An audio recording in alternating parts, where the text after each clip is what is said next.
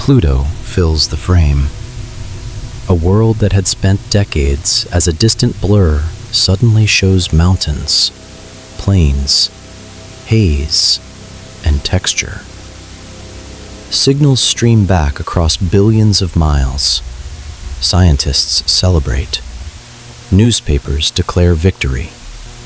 The spacecraft called New Horizons has done exactly what it was built to do. For almost a decade, everything about the mission pointed toward this moment. Reach Pluto. See Pluto. Reveal Pluto. And then, like all completed journeys, end. Except the spacecraft does not stop. Long after the closest approach is over, New Horizons continues moving outward. Its antenna still points home.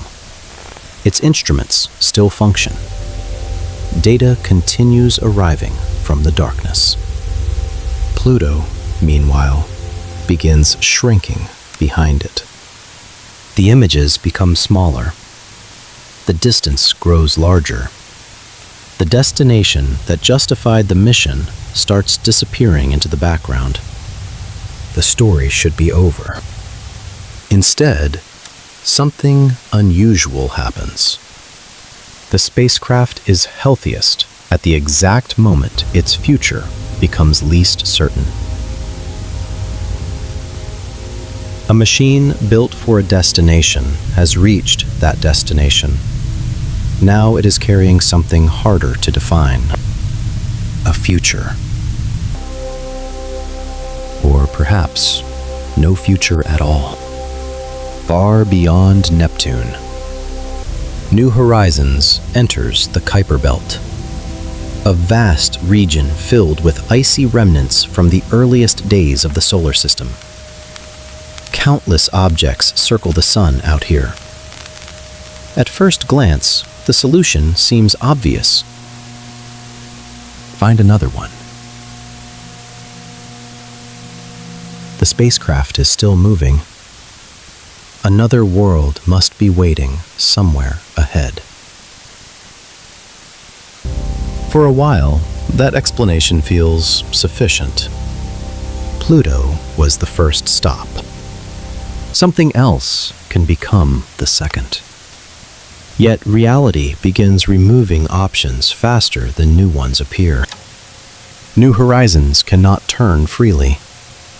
It cannot stop and choose any direction it likes. Years of travel and limited fuel have locked it into a narrow corridor through space. Most objects in the Kuiper Belt are already unreachable. Every day, the spacecraft continues forward. More possibilities slip away forever. Pluto keeps shrinking. The future remains invisible. Attention turns toward Hubble. The Space Telescope begins searching crowded star fields packed with faint points of light. Images fill with tiny specks that seem almost identical. Somewhere among them might be an object the spacecraft can actually reach. Most of them will not work. Some are too far from the spacecraft's path. Some would require more fuel than remains available. Others simply appear in the wrong place at the wrong time. One by one, possibilities disappear. The search becomes less about discovery and more about elimination. A candidate appears. Then another.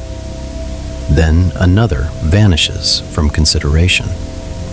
The spacecraft continues moving while the list grows smaller. The pressure is visible in the geometry itself. A destination is not enough. It must also be reachable.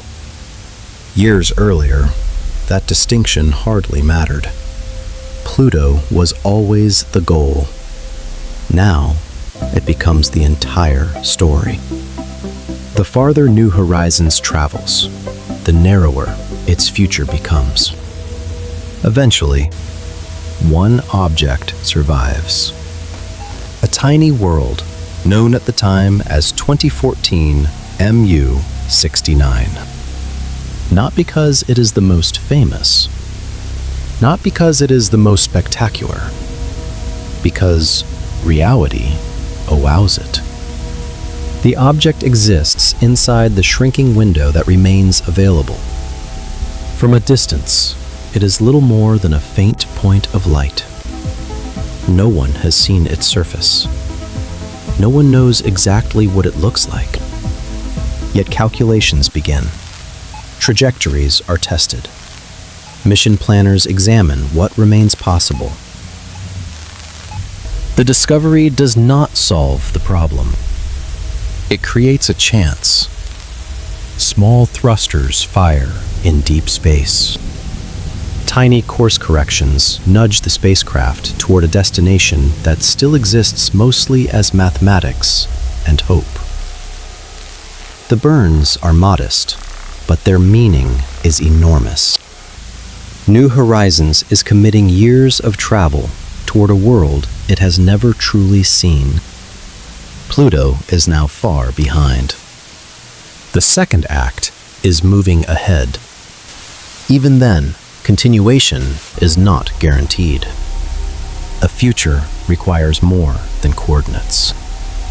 The mission must justify itself scientifically. Resources must be allocated. Navigation must remain precise across unimaginable distances.